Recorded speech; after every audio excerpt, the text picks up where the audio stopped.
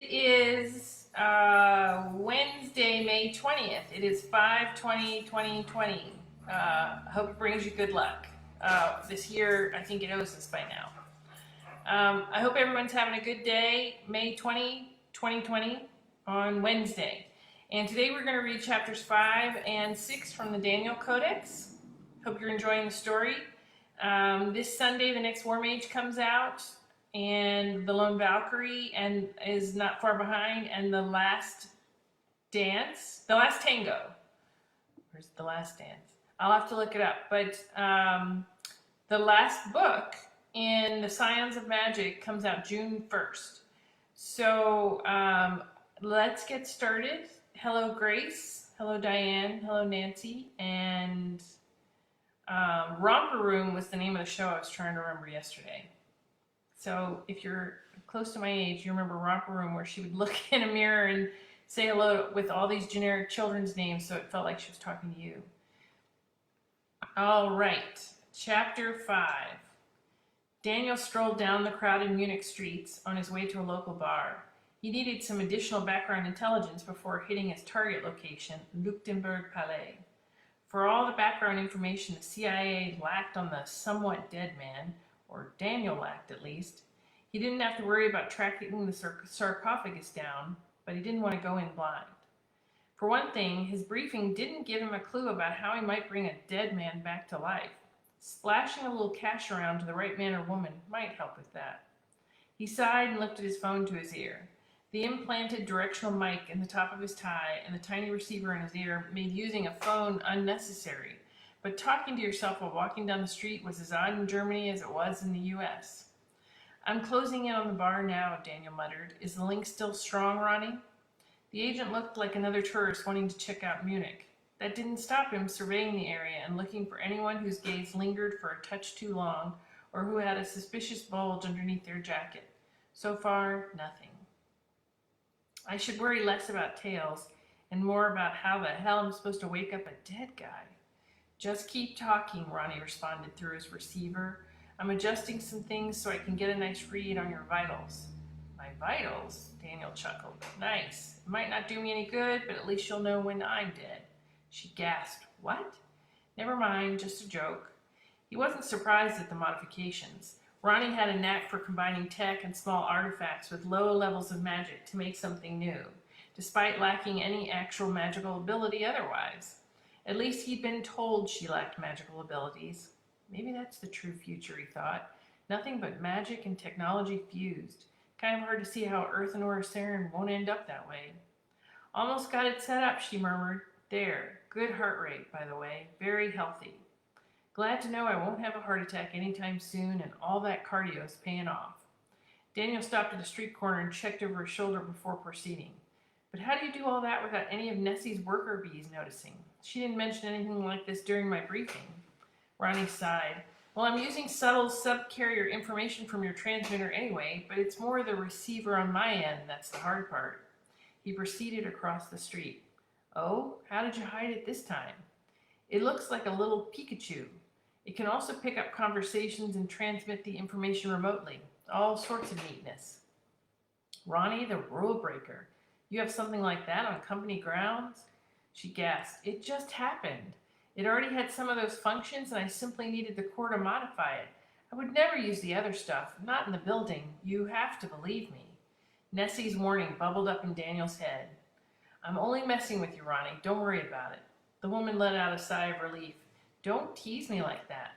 Don't make it so much fun, and I won't." He lowered his voice as he continued down the street. "Still don't know how I'm supposed to recover someone who's been lying in state since 1943. None of the background info they provided said anything useful like whether he's a zombie, skeleton, or hell, goo for that matter." The agent laughed. "Even the CIA can't know everything," Ronnie responded. "Maybe we should bet on what the possibilities are." Daniel grinned to himself. This might be crossing back over into messing with his backup's head, but not in a way that would upset her. She took a deep breath and exhaled slowly. It was at times like this that he hated only being able to hear her. It wasn't as much fun to poke someone if you couldn't see their facial reactions. "Well, we have to start with what we know," she began. They told you that he's alive, which at least implies some sort of mobility and ability to interact with them without having to bring in some sort of wizard, medium, or necromancer. Daniel could almost imagine her little face scrunched up in concentration as she tried to apply rational thinking to the bizarre situation. She was probably tugging on her ponytail. What are the implications of that, he prodded. At least some sound generation capability, so probably not a skeleton or goo. Even magical beings tend to still rely on some basic biology. The grin on the agent's face spread wider. Ronnie had no idea that it was simply a game to him. It was time to take the joke further, maybe too far, but he didn't care. He laughed and crossed another street, only a few more blocks until the bar. Aren't you forgetting something? Like what? Something doesn't have to talk to communicate. An animate skeleton could write something, or maybe we can read its thoughts. I don't think it's doing much without thinking without a brain, Ronnie snorted. And if the company were any good at mind reading, we'd need far fewer agents running around doing things. But you do have a good point about the writing. I'd argue the target still needs to be mostly humanoid, or at least have roughly humanoid hands to produce writing intelligible enough for communication. Humanoid, huh? Daniel thought. Daniel glanced up and down the street. For all the humans wandering the streets or driving a car, he spotted nothing more exotic than the occasional elf or gnome. Across the street, a man pulled out a thin black wand and glanced furtively around. The agent slowed and frowned, his free hand drifting toward his jacket. He wouldn't allow himself to be incapacitated by a spell. The wizard never turned toward him. He waved the wand and muttered something, but the CIA agent was too far away to make it out. The agent narrowed his eyes and laughed as the man's car floated a few inches off the ground and away from the two vehicles parked in the front and back. What's so funny, Ronnie probed. Daniel shook his head. Just saw a wizard who'd rather use magic and try to drive out of a tight spot. It's not something I would have thought of using magic for. It's like a new kind of parallel parking. Wonder if that's on his driving test. Maybe it's a good thing I'm not a magical. I might not be creative enough to pull it off. The idea kind of makes sense to me. Daniel frowned. Then again, with all this routine magic, even the non-flashy stuff means new security precautions everywhere. Like at your target? Yeah, maybe, but it's a good thing I'm not relying on magic. He blew out of breath. Just another way my life's complicated. Ronnie laughed in his ear. Don't worry, you've got me to help with anything too annoying. Sometimes it's simply strange to think about. What? Daniel slowed his pace as he approached another crossing. I'm old enough to remember a world where magic was something you only saw in the movies. Sure, I was a kid, but even then, I got that it wasn't supposed to be real. And then it came back to Earth in a big way, and then... No, Daniel thought. Not everything's got to be about my parents, even if they probably did know before everyone else. Daniel? Ronnie asked. You still there? He frowned. No big deal. It's just that we went from only knowing about one sentient species to now having a connection to a magical world with thousands. He watched the two elves enter a shop. And most of them are easy to handle, but I've seen situations where it's like the Mos Eisley Cantina come to life. Where's that? Where's what? The Mos Eisley Cantina. Daniel frowned. You seriously don't know about the cantina? I didn't work that mission. The agent scrubbed a hand down his face. When I get back, we'll have a conversation about classic sci-fi movies. There are some obvious holes in your education, or look it up on the net when you have a chance. His thoughts drifted back to his missing parents, and he shook his head. He needed to get off the topic. Since I still have a few more minutes to kill, Daniel began, why don't you let me know about the top 3 on the Homeland Security Enhanced Threat list? Ronnie sighed. Sir, you know that kind of thing isn't within our scope of duty. Shouldn't you leave that to paranormal defense agents? Daniel peeked down the nearby alley. An orange tabby cat stared at him with a studied arrogance. Come on, Ronnie, humor me. Maybe I'll decide I'm tired of all this and I'll need a new career. And what will you change your career to? Bounty hunter, Daniel responded. The density of people, human or otherwise, was picking up as he closed in on the bar. A few drones whirred through the sky. The good thing about having so many machines in the sky was that no one would think twice about spotting another one, which meant he could always have Ronnie provide him with aerial recon backup if he needed it. She chuckled. You'll become a bounty hunter about the same time I quit the company to get a job as a singer. Like I said, humor me. The woman let out a defeated sigh. Okay, coming in at number 3 is a gnome named Kalarin. A gnome, huh? I don't know. I half expected an elf for some reason. Kalarin wore out his welcome on Oristarin. As far as I can tell, everyone wants to take him out. He was a big player in the dark market there. The dark market? Interesting. Daniel scratched his cheek, his finger running over the edge of the scar. The CIA's reach to Oristarin was limited, but they tried to collect as much information on the dark market as possible. It was an open-air venue for the shady trade of Earth technology, often mixed with magic. Not only was it on a different planet, but its location had become mobile, and their defensive magic kept even powerful Oristarin authorities from easily tracing them. Interesting, Ronnie echoed. What? Is visiting that place on your bucket list? Only for the purposes of research. This guy's big, she explained. Well, he's a gnome, so he's short, but he's a big deal. He's helped create a new dark web system named Venger. You not only need specific software, but also a minimum of magical ability. So most humans can't use it. Annoying. Exactly, and I've read a lot about this. The CIA hasn't had much luck getting magical help. Sure, they can find some contractors or whatever, but none who are both magical and big enough dirtbags to dig into something like that.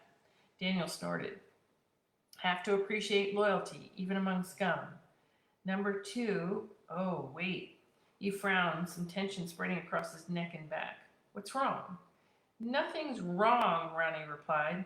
Just the number 2 was taken out yesterday by a bounty hunter, a class 6 guy from LA. Relief spread through him. No one liked their backup telling them something was wrong during a mission. The agent turned a corner onto a side street. He was close to the bar now, and the crowds began to lessen. Impressive. Not a lot of class 6 bounty hunters out there.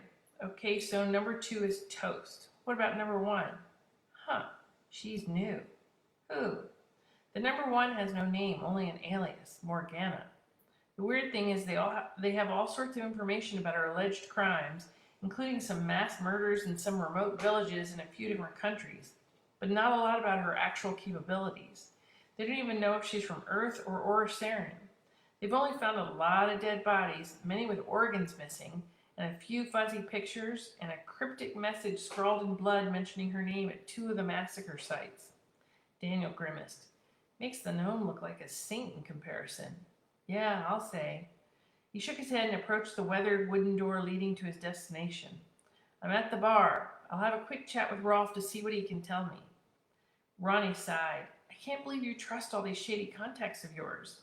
The agent allowed himself a smile. He couldn't do anything about mysterious women killing people in villages, but he could handle the job in front of him. Money's more powerful than magic at times. Sure, he had to keep track of the money he spread around to get better intel off the books, and expense it through Nessie in creative ways. But he doubted she didn't know exactly what he was doing. Sometimes when it came to working for the CIA, everyone needed a little plausible deniability. Daniel rubbed his hands together. Okay, Rolf, let's see what you got for me. Hi, Bep. Hi, Mitch. Hi, Diane. Hello. That was chapter 5. On to chapter 6 of the Artifact Enigma from the Daniel Codex. Hope everybody's having a good home day. And you know, it's 5/20/2020. So, I don't know, go buy a lottery ticket? That might not be a bad idea for today. So here we go with chapter 6. If you wanted to enter for pizza to win one of the 5 pizzas for Friday, you still have a chance. There's still a couple days left. There's a surprise guest coming. So don't miss. Bring your lunch. If you don't want a pizza, bring your lunch. It's a Zoom lunch. Everyone is welcome. And on next Friday, on the 28th, the guest author will be Craig Martell. So that should be fun too. All right, chapter 6. And hi, Mike. He skulked along the darkened streets as he made his way to the Leuchtenberg Palais. Midnight had come and gone. Clouds blocked the moon and the stars, even if they didn't do much about the street lamps and the light filtering down from the high-rises in the distance. It was a good night for a break-in. Nice to have some cloudy weather and a little more darkness, thought Daniel. Do you have a good visual on me, Ronnie? He murmured. Rolf's little briefing was useful, but he won't exactly cry if I end up shot. He already got his payment. Yes, she replied in his earpiece. Got 2 drones up with full IR capabilities. one following you and one flying around the site. Nothing suspicious or unusual other than you creeping through the streets at night. Daniel chuckled, adjusted his tie, and shook his head. Then this should be easy, especially with the information he gave me on the alarm system. I won't even need you to go full out. And you buy everything he told you? I paid for it, so sure, Ronnie sighed. You know what I mean. He grinned. The fact that our allegedly semi-dead man, John Rayner, is a former OSS agent might explain why the CIA is so interested in him, even if they aren't passing that information on to me. If our little proto-CIA agent was doing anti-magic work during the war, that might also explain why they don't have a lot of information on him to pass on. Who knows what kind of magic was used to cover up secrets man wasn't supposed to know, especially during a world war. And it doesn't bother you that your random contact knew exactly who was supposed to be there, but the company didn't? First of all, they might know and simply don't want to tell me. Second, we all have our areas of expertise. And you really think open up the sarcophagus and John will do the hard part for you is believable? Not even a fancy incantation or something? Daniel looked down the street. Maybe this is more where wishful thinking comes into play. I'm really hoping I won't have to haul a dead body several blocks back to my car. Even with the light foot traffic this late at night, it'd get a little dicey, and I don't want to beat up a bunch of cops. He stepped out of a side street in front of his target building, a reinforced concrete and brick multi-level structure covered with windows. The modern Luxembourg Palais was a recreation, but that didn't make the museum or the historical artifacts inside fake. They've got a semi-dead guy inside too. The agent took a deep breath. Okay, ready to get started. I need you to redirect the camera feeds. Ronnie didn't say anything for several long seconds before expelling a deep breath.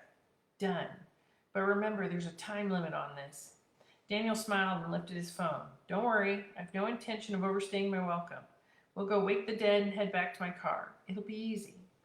A few quick taps and swipes, along with a few addresses and codes, courtesy of his informant, gave him access to the main alarm system. Shutting it off would be too obvious. The fail-safes would activate and contact security, but no one had thought to add one for maintenance mode. Every lock has a key, he muttered to himself and sent the command. Can you confirm success, Ronnie? Yes. Power changes throughout the building. Alarms disabled and running a diagnostic cycle. Thermal scans have the guards on the opposite side of the building. Better move fast. The agent reached into his pocket and pulled out the optical camouflage device with his left hand. He ran his fingers over the activation grooves and tapped in the haptic code listed in his briefing documents. A second later, he mostly vanished. Daniel looked down at his hands. The vague outline was there, but almost impossible to see in the dark. Maybe the Predator was simply a CIA agent.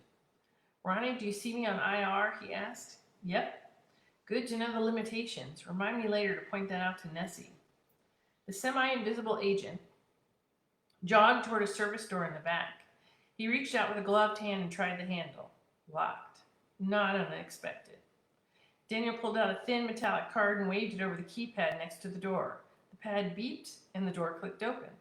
3 steps into the storage room, he winked back into existence. The agent snorted. That didn't last long. What's wrong? He looked down at his hands. Check the feed from my glasses. Those are nice gloves, Ronnie commented, and a little bit of invisibility is still pretty useful. Says the woman, thousands of miles and many time zones away. She sighed. I'd be worthless in the field. I'd trip over my own shoelaces and get you shot. Sometimes that girl is no fun to tease. Daniel cracked the storage room door to the darkened hallway. Like I said, we all have our areas of expertise. Just let me know about those alarms. That'll be the key to all this.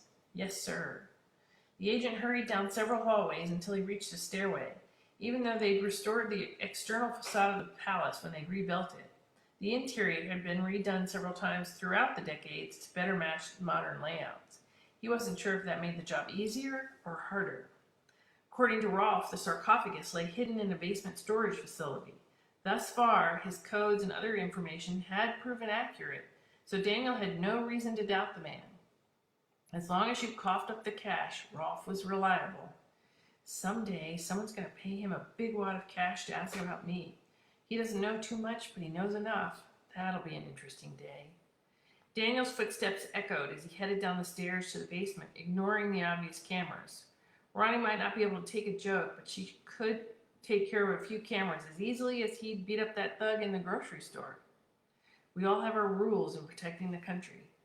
Another electronic lock was at the bottom of the stairwell. With a quick wave of his card, he was through the door. Lights clicked on in sequence. His stomach tightening, he hissed and jumped back, his hand going to the stun grenade disguised as a tie pin. No reason to kill some poor guard who was merely doing his job. You okay? Ronnie asked. Daniel's gaze cut back and forth. Just motion-sensitive lights, no big deal. Where are the guards? Still on the other side of the building, and they're stationary, she reported. Time's ticking. You don't have much time before they do a sweep of the building. I know, don't worry. I've got this, assuming I don't have to fight Mr. Semi-Dead Rainier. A hint of desperation crept into her voice as she spoke next. And what if you run out of time? I guess I could kill the lights or something for you. He grinned. Don't worry, I can always hide in the sarcophagus. Hide with a dead guy? Her voice shook as she said it. The agent shook his head. Even if she wasn't there, she'd be able to see the motion through her AR glasses feed. Nope, remember, the guy's not supposed to be dead. Daniel made his way down the end of the hallway. It opened into a large room filled with crates and other items wrapped in plastic or canvas covers. He tapped the side of his glasses for a thermal scan. That's weird, Ronnie commented. What's weird? Just hoping I might get lucky and get a thermal hit off John Rainier, assuming he is semi-alive. So far, all he saw was a lot of room temperature objects. That's not what I mean, Ronnie replied. I have some weird interference on one of the drone feeds, both in the IR and visual bands. Not exactly in the middle of the forest here, so not all that surprising. Yeah, maybe. But not getting any interference on your comm or your vitals. Daniel narrowed his eyes, the hairs on the back of his neck standing up. He hoped it was nothing, but he couldn't be sure. Your little magical boost helps. He said it as much to convince himself as Ronnie. Oh, I didn't think of that. The agent deactivated his thermal scan. He wasn't having much luck. It was time to start pulling canvas covers off objects and hope for the best. He continued lifting covers and looking under them. An old piano, a billiards table, a cuneiform tablet, but no sarcophagus. Ronnie swallowed. You okay? Your heart rate is slightly elevated. Fine, Daniel replied, keeping his voice cheery. Merely frustrated. He saw no reason to panic her because of a distant suspicion. That didn't mean he couldn't be more alert. Something's wrong, but what? If the museum guards knew I was here, they would have already set the alarm off. Ronnie would know even if they decided to use a silent alarm. Daniel tugged at the edge of a cover and smiled, some of his tension melting away. The corner of a stone sarcophagus lay in front of him. He pulled the rest of the cover off. Bingo! The large stone sarcophagus was covered in a thick layer of dust, but was otherwise featureless. That's boring, Ronnie commented. I expected it to be spookier, have magic symbols on it or hieroglyphics. This isn't an ancient sarcophagus housing a pharaoh. Daniel furrowed his brow, wondering if he should try to be quiet when he pushed off the lid. Where are the guards? And what are the alarming camera statuses? Guards are still stationary, but it's darn close to their patrol time. Alarms are still disabled, cameras are still looping. He shrugged and pushed hard against the lid. Screw it, let's just get this over with. The lid fell off with a resounding and echoing thud. His target, dressed in a faded blue suit, lay inside with his arms crossed over his chest.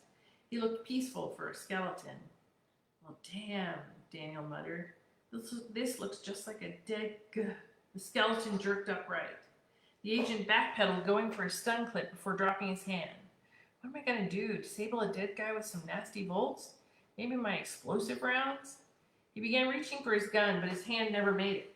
He watched wide-eyed as lungs grew in the ribcage of the skeleton. Then a stomach appeared, kidneys, a liver, and a brain. Muscles threaded themselves across the body until a few seconds later, the skeleton in a suit had been replaced by a skinless man in a suit. Daniel swallowed hard, unable to look away. As he watched, skin spread from the hands and over the body. In the course of 15 seconds, the skeleton had been replaced by a well-built, square-jawed, blonde-haired, blue-eyed man. The corpse sucked in air. John Rayner had been nothing but bones less than a minute before, and now the dead man was alive once again. Damn, Rolf was right. John did do all the hard work. The CIA agent shook his head. Well, shit, that's not something you see every day. Ronnie sighed. Look, that was both the most awesome and most disturbing thing I've seen for a long time. I think next time on a mission I might not watch your AR feed. But you've got to move. They will start their patrol any minute now.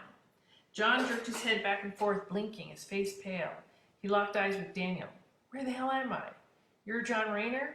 Yeah, who's asking? The man eyed him with suspicion. How do I know you're not a Nazi? Ronnie gasped. He's got no clue. Of course not. He's been dead for a long time. Daniel didn't voice the thought. The last thing he needed to do was confuse an already panicky man. The other man narrowed his eyes. You're not a German. He blew out a breath. You're in Munich, Agent Rainier, and I'm not a German or Nazi. Fuck Hitler. John frowned. Who are you then? A little lie will soften the blow, thought Daniel. I was sent by OSS to recover you. The higher-ups lost track of you.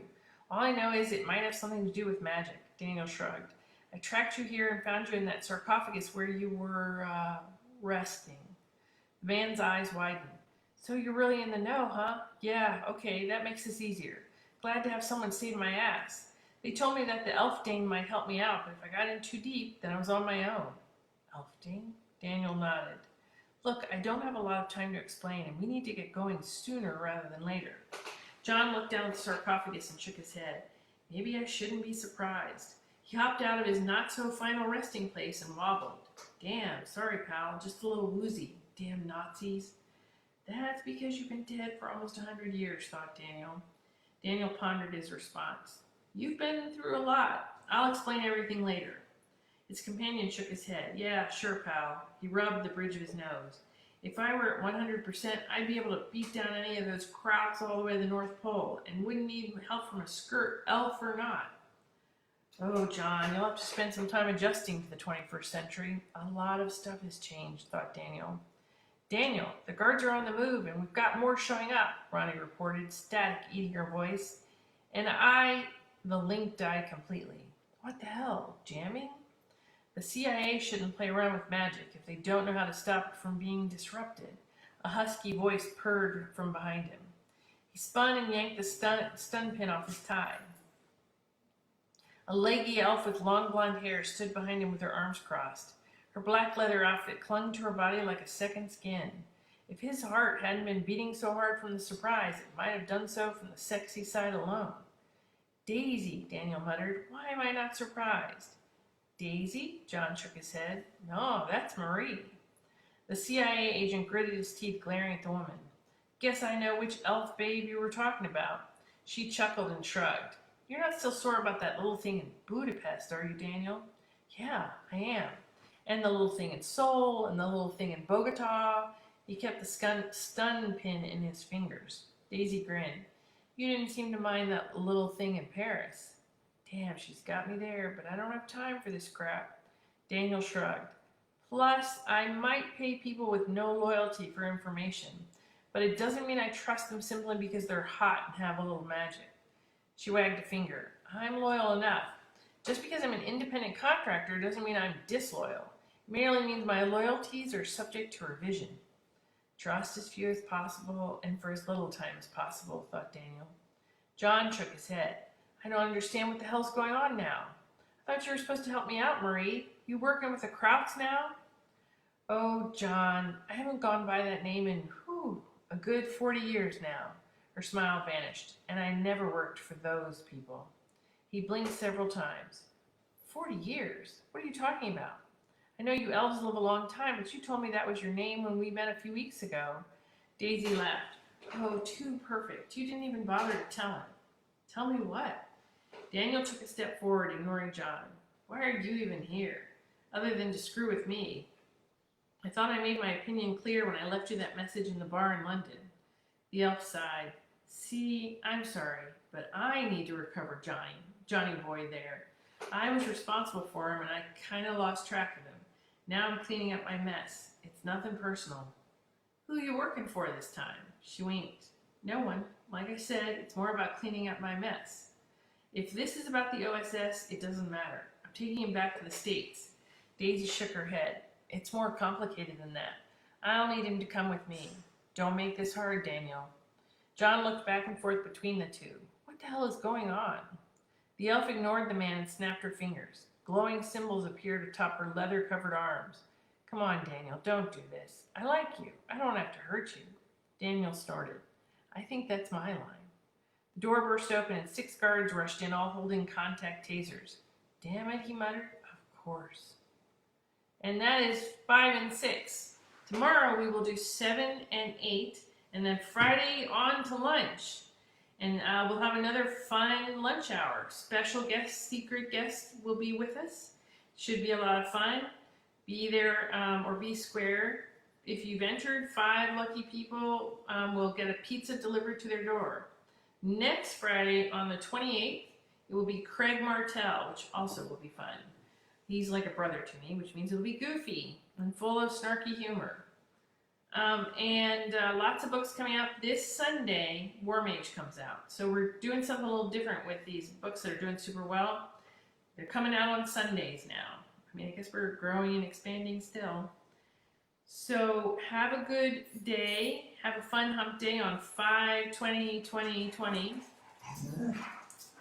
Leela says hello. And I will talk to you all tomorrow.